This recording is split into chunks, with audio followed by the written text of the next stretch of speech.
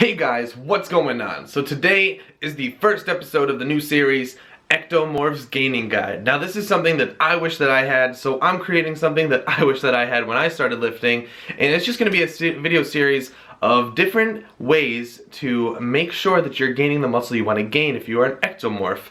I noticed that the ectomorph video that I put up earlier, like maybe a couple months ago, had gained a lot of traction in comparison to the other videos.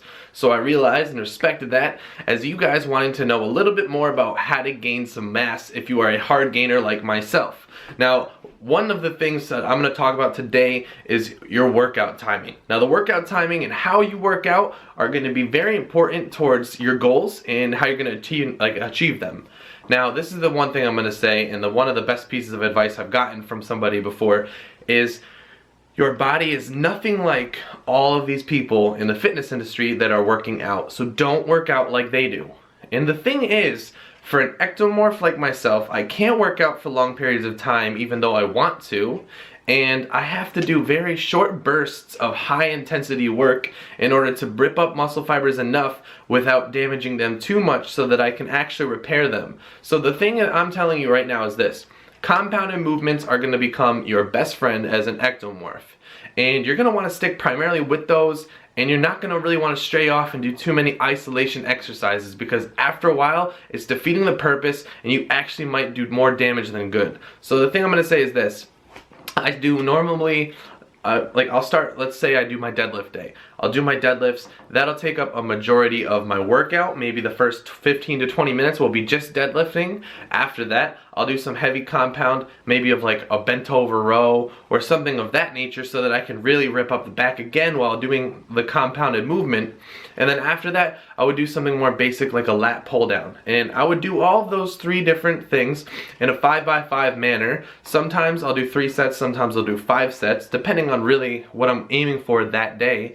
And typically speaking, you want to go to about 80 to 85% of your maximal effort for each of these sets. So for instance, I'm doing my deadlifts, right? Let's say my max is 405, because right now I hit 405 like a month or so ago, and let's say 405 is my max, which it isn't anymore. I'm gonna get a calculator, by the way, and I want to go and hit something for a 5x5. Now let's say I want to do about 80%, right?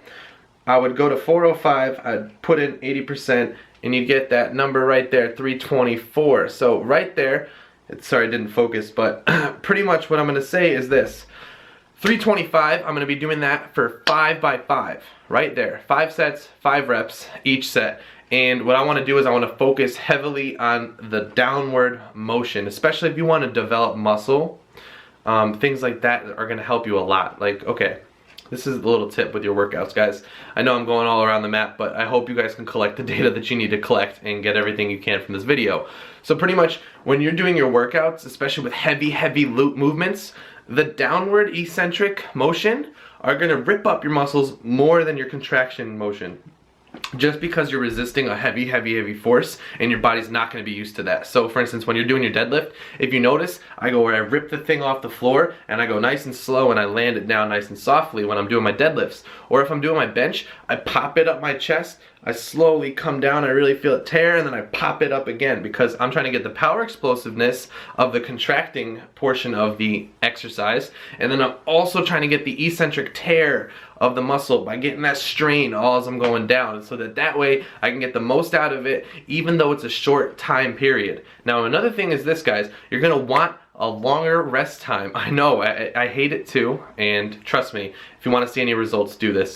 You're going to want to do short bursts of these heavy movements, and you're going to want to take 2 to 3 minutes, maybe even 4 minutes, dependent, in between each set. And it's going to be painful because you're going to watch the time go by, you're going to hear the songs go by, and you're going to be like, man, I wish I could lift right now because I'm seeing all these dudes doing this high volume training. And the thing about it is this. What I've recognized is when I did high volume, I stagnated and I would actually go downward with my weight. Now, however, I kept my calories increased, right? For instance, right now, and I'll talk about this more in depth on another video on the series, but I have my calories at just about 3,600 to 4,000 calories a day, and that's a lot compared to a normal person.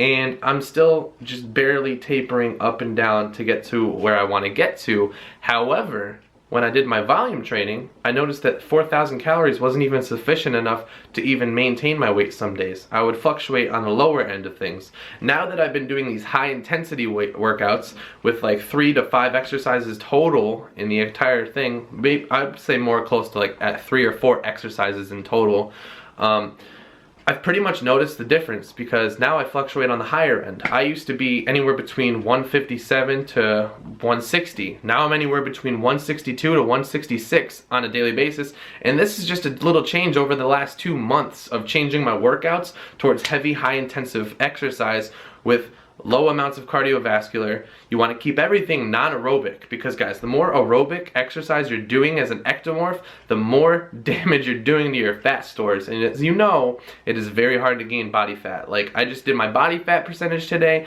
and I'm gonna tell you I'm pissed because my body fat percentage is lower than it normally is and I don't know why. I'm gonna have to mess around with my fat and carb levels, I suppose, but at the same time I'm still maintaining size.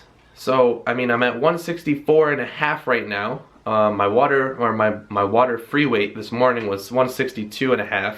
So, I added maybe 2 pounds of water weight over the course of like the morning to afternoon. However, what I'm telling you is this pretty much, like, you're gonna want to make sure that you don't burn yourself out too much because my fat stores, like I said, I'm at 5.8% body fat. And it's difficult to gain this body fat that I'm trying to gain so that I can get to a more optimal hormonal range with the saturated fats and whatnot to optimize muscle growth. However, as an ectomorph, as you guys know, it is insanely difficult. So this is just what I gotta say.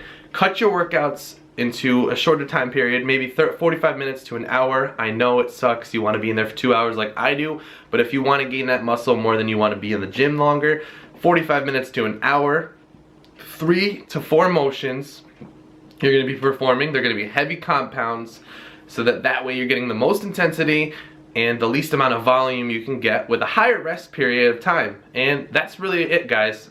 This is the workout structure I'm going to be telling you to do because I've noticed a significant difference in the last 2 months from changing it up. A dramatic difference actually from changing it up in the last 2 months. And I'm going to continue to stack on these gains. I'm going to get way stronger and I just want to feel better. So that's all I got to say to you guys. If you liked what I had to say, please give me a thumbs up. If you want any of our awesome clothing, please check out our website. It's down below. And as always, take it easy.